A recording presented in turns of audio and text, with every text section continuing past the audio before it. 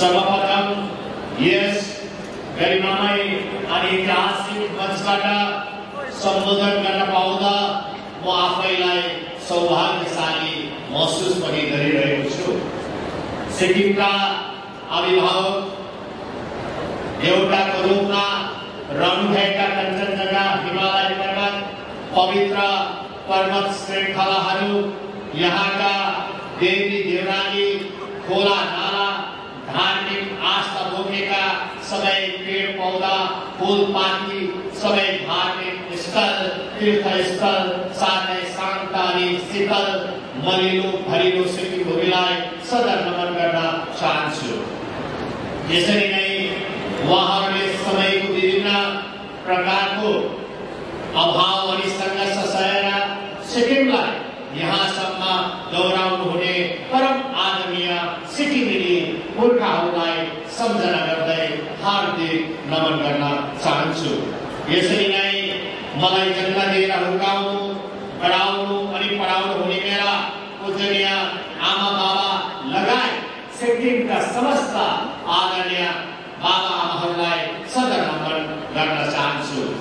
यसै गरी निस्वार्थ रूपले साथ अनि समर्थन दिएर मलाई यस गरिमामय मञ्चमा उभिन योग्य बनाउनु हुने अति आदरणीय सिक्किमेली जनतालाई आजको यस पवित्र अवसरमा म हार्दिक अभिनन्दन सहित कोटि कोटि धन्यवाद भन्न चाहन्छु। यसै क्रममा सिक्किम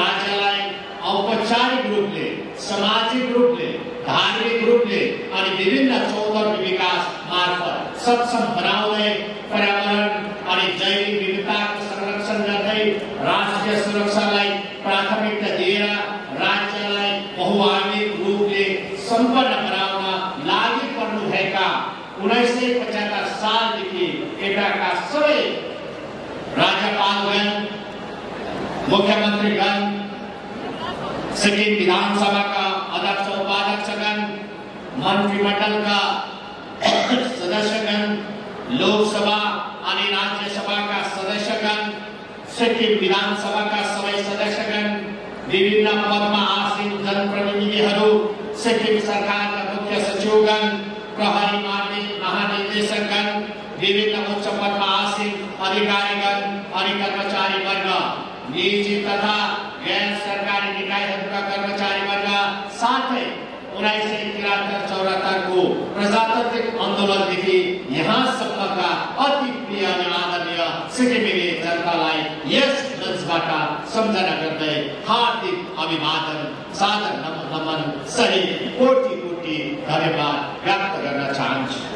प्रजातन्त्रका निम्ति आफ्नो जीवन समर्पित गर्ने सिक्किमका ती महान विभूतिहरूको त्याग एवं बलिदानका कारण आज हामीले यस गौरवपूर्ण इतिहासको साक्षी बन्ने अवसर प्राप्त गरेका छौँ।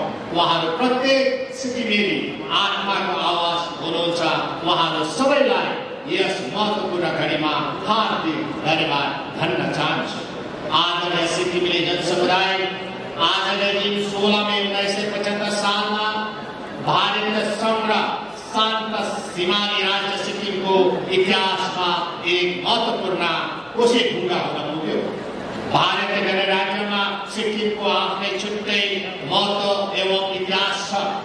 यहाँको सामाजिक, सांस्कृतिक तथा जातीय एकताले हाम्रो गौरव देश भारतको शिर उच्च राख्ने काम गरेको छ। यसै सद्भावनाका साथ निरन्तर प्रगतिका मार्गमा अघि बढिरहेको सिक्किमले आज आफ्नो छुट्टै विकासको चित्र कोरिसकेको अनुभूति भइरहेको छ। त्रिपक्षीय सम्झौता हुँदै 16 मई 2075 सालमा विश्वकै लामो संविधान भएको विशाल भारतको 22औं राज्य बनेको सिक्किमको आफ्नै गौरवपूर्ण इतिहास एवं वर्तमान छ।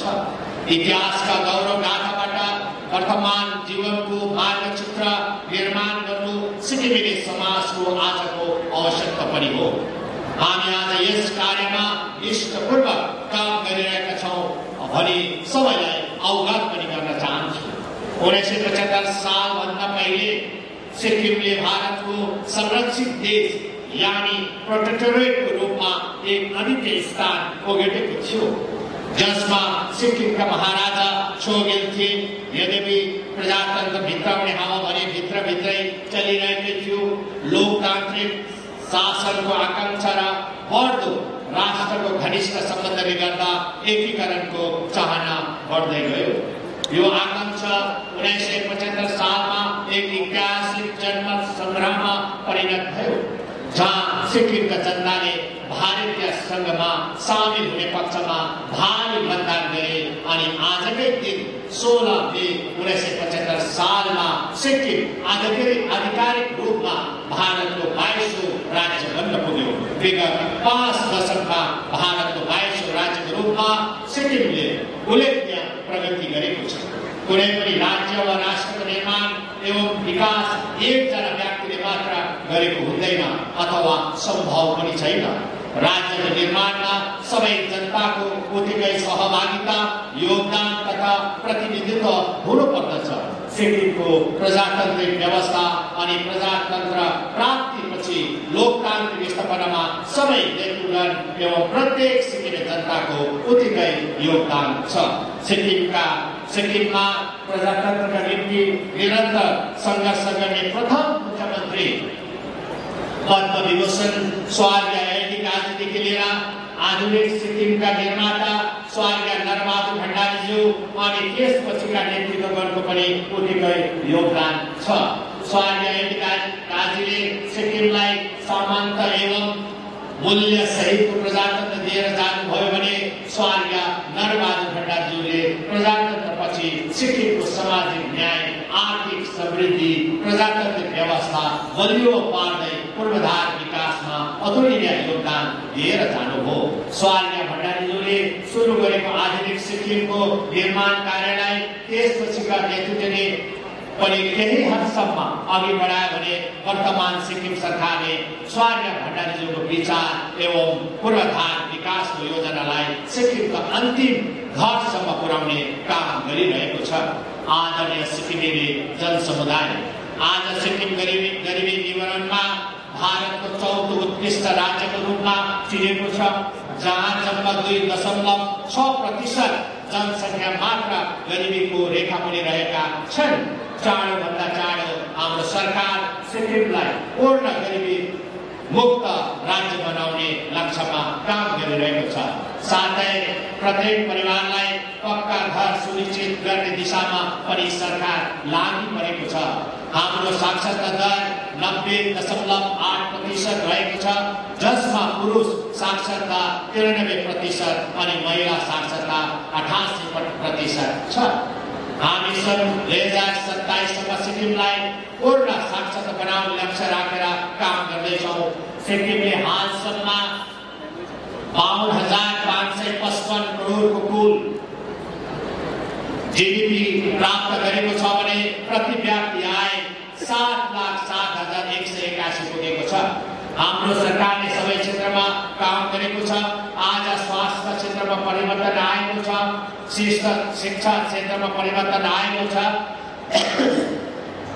पर्यटनको क्षेत्रमा परिवर्तन आएको छ, कानुन व्यवस्थाको क्षेत्रमा परिवर्तन आएको छ, दिगो विकास, गरिबी निवारण, पर्यावरण आदि क्षेत्रमा धेरै परिवर्तन देखा परेको छ। हालैमा सम्पन्न 10औं अनि 12औं श्रेणीको परीक्षा फल पहिलो वर्षको तुलनामा धेरै राम्रो भएको तथ्यले हाम्रो शिक्षा क्षेत्रको लगानी सफल भएको प्रमाणित गरेको छ। शिक्षा क्षेत्रमा लगानी गर्दा पहिलो चरणमा केही सङ्घर्ष गर्नु परे तापनि निकट भविष्यमा नै यसले फाइदा गर्दछ भन्ने भनाइको यहाँ पुष्टि भएको छ। यस उपलब्धिको निम्ति म शिक्षा विभागलाई हृदयबाट नै हार्दिक बधाई एवं धन्यवाद दिन चाहन्छु। लगनशील रहेर खट्नु हुने आदरणीय शिक्षक शिक्षिकागणलाई हार्दिक धन्यवाद भन्न चाहन्छु। साथै हाम्रा विद्यार्थीहरूलाई धेरै धेरै बधाई अनि शुभकामना पनि व्यक्त गर्न चाहन्छु। शिक्षा क्षेत्रकै कुरा गर्नुपर्दा हाम्रो सरकारले लथालिङ्ग छाडेको कञ्चनजङ्घा सिक्किम राज्य विश्वविद्यालयलाई केही कारकोमा स्थापित गरी अहिले भवन अनि परिसरको निर्माण कार्य जारी छ। सोरेङ जिल्ला अन्तर्गत जाकुको उच्च स्तरीय Netaji Subhash Chandra Bose centre of excellence निर्माण हुँदैछ। यसरी नै पूर्व सरकारले अनिश्चित छोडेको national institute of technology NIT को निम्ति सिक्किम सरकारले 100 एकड़ जमिन अधिग्रहण गरी संस्थानलाई प्रदान गरेको छ। यसको निर्माण कार्य सुरु भइसकेको छ भने शिक्षा क्षेत्रलाई गाउँमा पुर्याउने लक्ष्य राखेर प्रत्येक क्षेत्रमा निजी विश्वविद्यालयहरूको स्थापना प्रक्रिया जारी छ। यसै गरी नाम्चेबुङ क्षेत्रको आसाम लिङ्जेमा उच्च स्तरीय मुख्यमन्त्री मोडल स्कुल हालैमा उद्घाटन भयो भने सबै जिल्लामा मोडल स्कुल बनाउने कार्यक्रम रहेको छ। आज म यहाँ यो पनि भन्न चाहन्छु कि हाम्रो शिक्षा क्षेत्रलाई आज मजबुत बनाउनको निम्ति अब हामी सिक्किममा चाँडोभन्दा चाँडो राष्ट्रिय कानुनी विश्वविद्यालय यानी नेशनल ल युनिभर्सिटी पनि चाँडै सुरु गर्दैछौँ। आदरणीय सिक्किमेली जनसमुदाय, सिक्किम समावेशी शासन र शान्तिको एक आदर्श उदाहरण हो। पञ्चायतहरूमा महिलाहरूको लागि 50% आरक्षण र सरकारी रोजगारीहरूमा 33% आरक्षण सहित हाम्रा छोरीहरू र दिदीबहिनीहरू विभिन्न क्षेत्रहरूमा नेतृत्व गरिरहेका छन्। आमा सशक्तिकरण योजना, आमा सहयोग योजना, बहिनी योजना आदि मार्फत माताहरूको मर्म बुझ्दै सरकारले आवश्यक विषयलाई सम्बोधन गरेको छ। यसरी नै IVF को मार्फतबाट उपचार गरिरहेका सन्तानहीन दम्पतिलाई सहयोग गर्ने वत्सल्य योजनाले महिला सशक्तिकरणमा ठूलो टेवा पुर्याएको छ। यसै गरी मुख्यमन्त्री स्वरोजगार योजना र स्किल युथ स्टार्टअप योजना जस्ता उद्यमशीलतालाई समर्थन गर्ने योजनाहरूले युवाहरूमा आत्मनिर्भरताको संस्कृतिलाई बढावा दिइरहेको छ। 2021 को विनाशकारी भूकम्प, कोभिड-19 को महामारी र 2023 को अक्टोबरमा आएको बाढी जस्ता संकटका बीच सिक्किमे जनताको धैर्यता, एकता अनि निरन्तर सहयोग अति नै सराहनीय छ। हामीले आपसमा हातेमालो गर्दै प्रत्येक चुनौतीलाई पार गरी सिक्किमको पुनः निर्माण गर्न सक्षम भएका छौँ। जलवायु विज्ञानमा हामी ग्लेसियर लिङ्क आउटक्रस फ्लड मिटिगेसन अभियानमा नेतृत्व गर्दैछौँ, जसले प्रमाणित गर्छ कि एक सानो पर्वतीय राज्य पनि सुधार र अनुकूलताका लागि वैश्विक आवाज बन्न सक्छ। यसै गरी लागु पदार्थ दुरुपयोग विरुद्ध हाम्रो सङ्घर्ष नशा मुक्त सिक्किम अभियानमा व्यक्त भएको छ। यसको निम्ति राज्यका सबै सरकारी निकाय, प्रत्येक व्यक्ति विशेष अनि संगठनहरूको पनि मुख्य भूमिका रहेको हुनाले सबैलाई हृदयबाट नै हार्दिक धन्यवाद व्यक्त गर्दै आगामी दिनहरूमा पनि यसका विषयमा सक्रिय रहने आह्वान पनि गर्न चाहन्छु। आदरणीय सिक्किमेली जनसमुदाय, सिक्किम भारतको सबैभन्दा शान्तिप्रिय राज्यका रूपमा परिचित छ। सिक्किमेली जनताको प्रेम भाव तथा मिलनसार प्रवृत्तिका कारण निर्मित यो शान्ति सिक्किमको निम्ति वरदान पनि हो। यसले हाम्रो सिक्किमका पर्यटन व्यवसायका लागि निम्ति मूल भूमिका खेलिरहेको छ। यसैलाई मध्यनजरमा राखेर वर्तमान सिक्किम सरकारले पर्यटन व्यवसायलाई आफ्नो सरकारको योजनाको केन्द्रमा राखेको छ।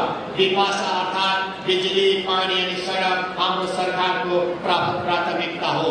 हाम्रा सिक्किमेली नानीहरूले आर्थिक अभावका कारण आफ्नो इच्छा मार्नु नपरोस् भन्ने सोचेर सिक्किम सरकारले नानीहरूलाई आफ्नो पूर्ण खर्चमा डाक्टर, इन्जिनियर, पाइलट ट्रेनिङ साथै अन्य टेक्निकल प्रोफेसनल स्टडी जस्ता विभिन्न कोर्सहरू पढ्न आर्थिक सहयोग गरिरहेको छ। सरकारको पहलमा महत्त्वपूर्ण योजनाहरू जस्तै रणबहादुर भण्डारी फेलोशिप स्किम, अपतन फेलोशिप स्किम, MBBS का निम्ति सीटको व्यवस्था आदि योजनाद्वारा गरिबी रेखा मुनि परेका परिवारका विद्यार्थीहरूलाई सरकारले सहयोग पुर्याइरहेको छ। स्वास्थ्य हाम्रो सरकारको प्राथमिकता क्षेत्र हो। प्रत्येक सिक्किमेली जनतालाई राम्रो स्वास्थ्य सेवा उपलब्ध गराउने हेतुले सिक्किमका सबै अस्पतालहरूमा आधुनिक तकनिकी सहित पूर्वाधारको पनि व्यापक सुधार गरेको छ। राज्यमा उपचार गराउन नसकेका सरकारकै पहलमा देशका प्रतिष्ठित अस्पतालहरूमा लगेर उपचार गर्दैछ। Chief minister medical assistant scheme मार्फत आज जनताले उपचारको निम्ति सहयोग पाइरहेका छन्।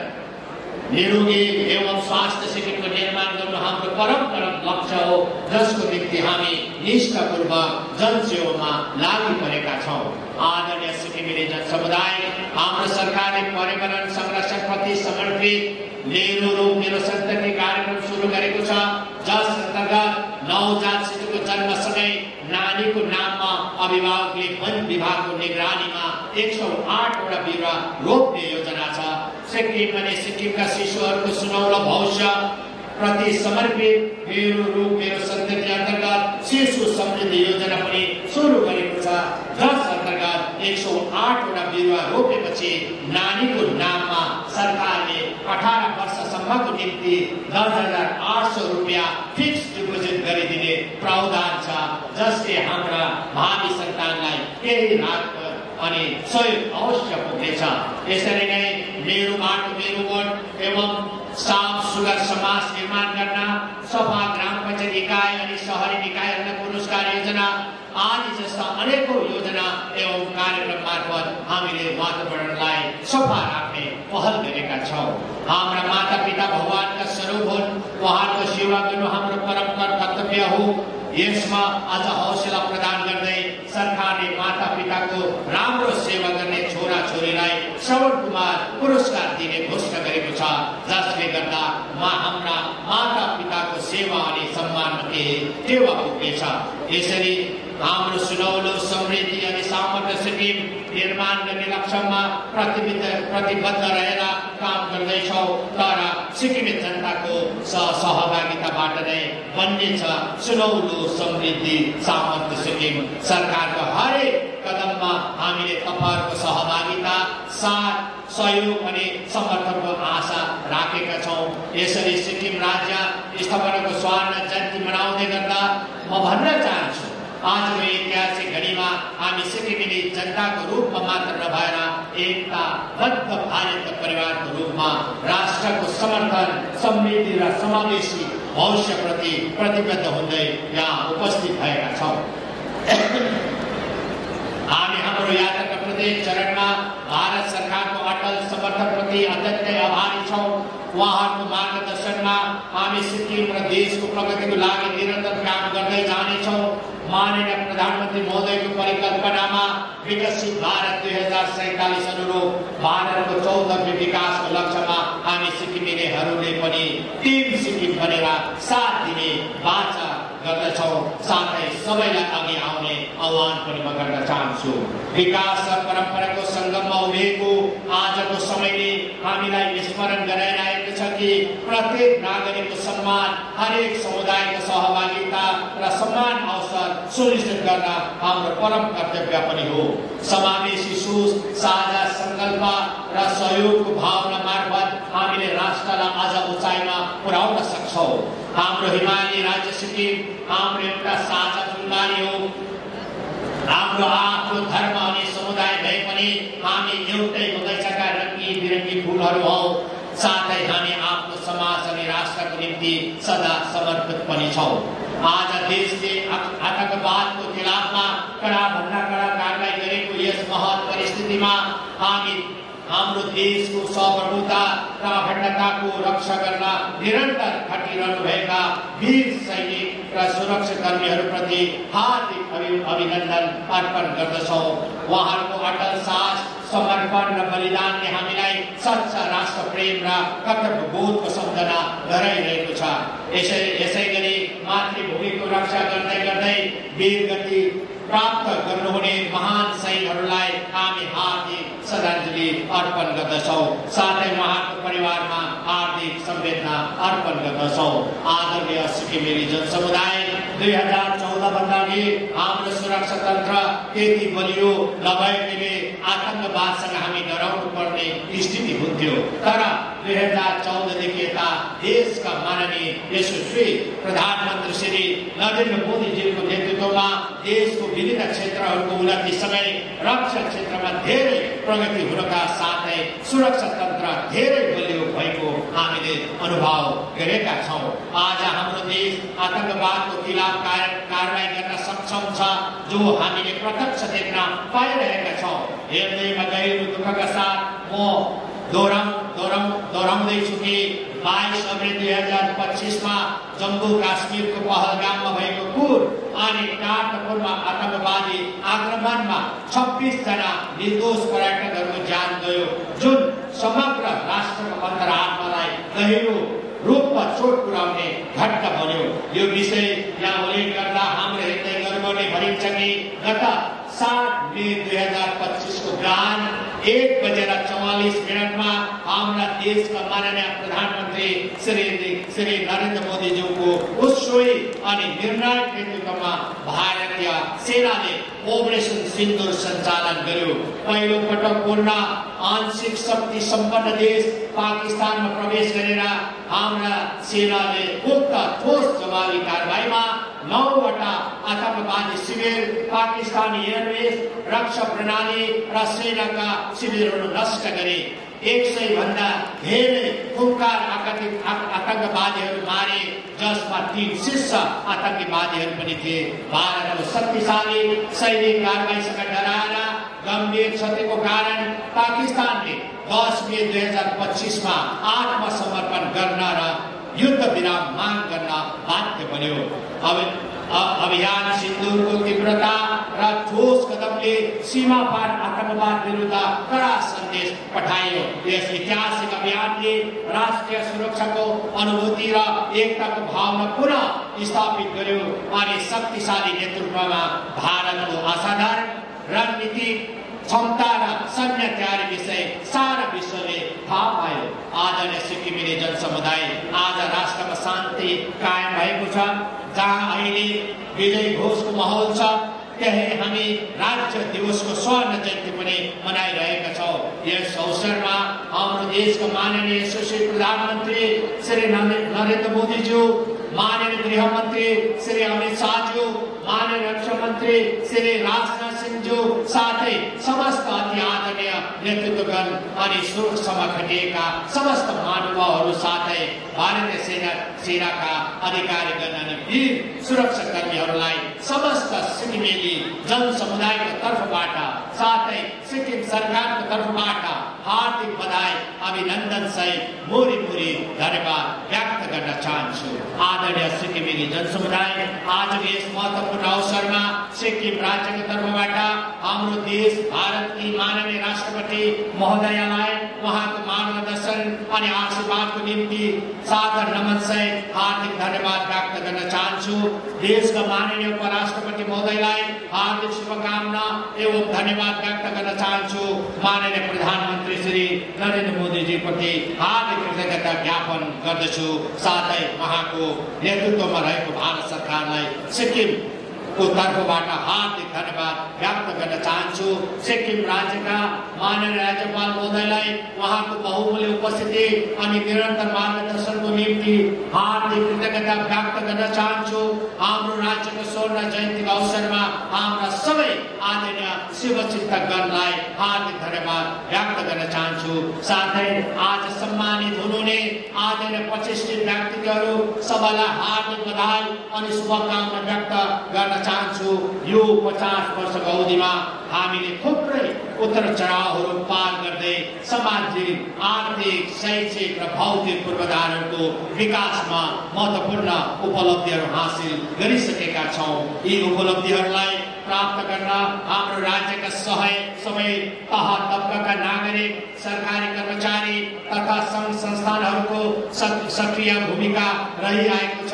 यसर्थ म पूर्ण निकायहरूप्रति हृदयबाट आभार व्यक्त गर्न चाहन्छु।